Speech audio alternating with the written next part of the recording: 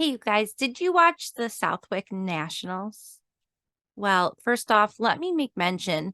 Did anyone notice Ricky Carmichael was a little more talkative?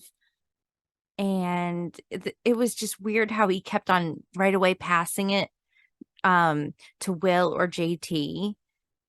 Well, I think the pressure has gotten to him, or social media has made its way to the big leagues over there because something was a little different. And rumors are flying around that the higher ups got wind of all this and probably saw the Daniel Blair heads up at Redbud in the crowd and are probably keeping an eye on all this. Also, speculation that Daniel Blair may be sought out to help and save the push of WSX World Supercross, as their opener last week was kind of weak. It lacked a lot of major event expectations, and that's a whole nother video. But anyways, Haiden was the only factory team rider that came to press day and participated with locals and privateers while taking photos with fans and youngsters who look up to him. He also took the time to do an exclusive short interview with the Weege, all while trying to stay cool under an umbrella and in front of a portable fan. Lately, here in Western Massachusetts, the weather has been pretty brutal.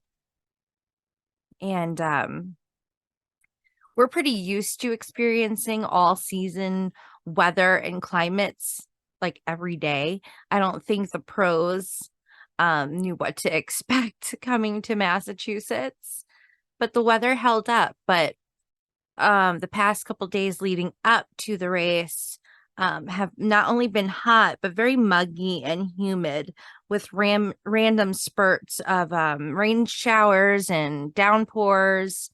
Well, welcome to Massachusetts. Southwick makes some pros pretty nervous due to its sandy top, but thick, hard base underneath. The creators and caretakers of the track like to make it challenging, especially with the turns. Out-of-towners are always shocked about how the Wick looks in person and how tight some of the turns are, how wide the actual area of the track is, and how it's smack in the middle of a town.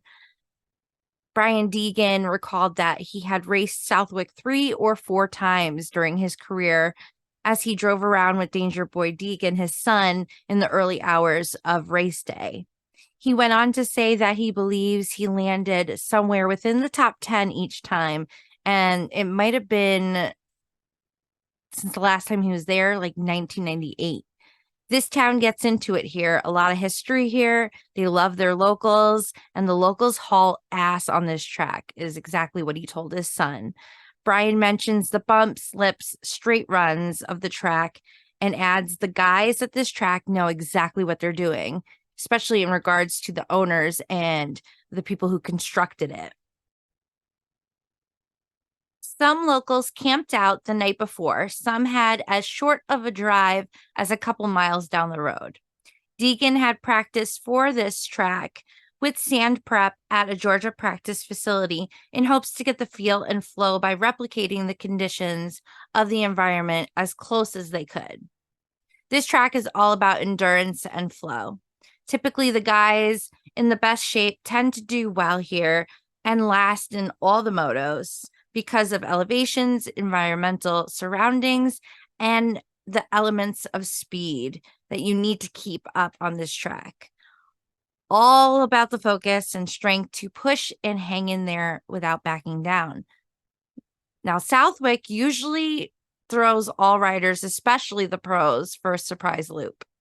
You never know what to expect in results, as some of the best get swallowed up. This track, the Wick, will chew you up and spit you out. It is known to be the deepest, biggest, and hardest sand track in the pro motocross circuit.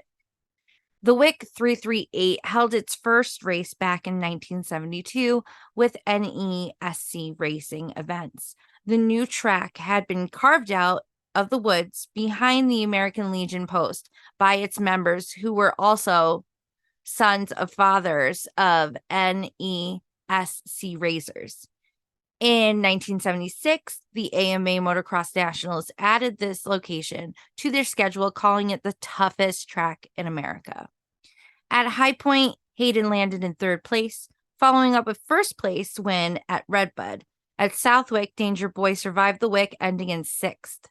But currently, he is the 250 leader with 218 points. Unfortunately, during a moto, Hunter Lawrence's bike had malfunctioned and he received a DNF. And with lacking points from even the previous weekend race mishap as well, so Haiden is now on the very top. Will he continue to hold the top spot? Or will Hunter come back in full force? Tell me what you think in the comments down below. I'm Leenda, and that's for the record, Your Honor.